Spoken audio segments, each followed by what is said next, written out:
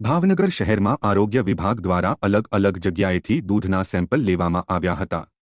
અમૂલ, ગંગા, શીતલ અને સ્વરાજ સહિત લૂઝ દૂધના 10 જેટલા સેમ્પલ આરોગ્ય વિભાગ દ્વારા લેવામાં આવ્યા હતા। જો કે મહાનગરપાલિકા પાસે લેબોરેટરી વાહન હોવા છતાં તેમાં સેમ્પલ ચેક કરવાને બદલે સેમ્પલ કેમ લેવામાં આવ્યા તે ચર્ચાનો વિષય બન્યો હતો।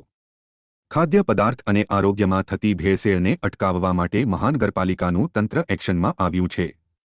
તાજેતરમાં ઘીના નમૂના ફેલ જતા હવે દૂધના સેમ્પલ લઈને ટેસ્ટિંગ કરવા માટે લેબમાં મોકલવામાં આવ્યા છે।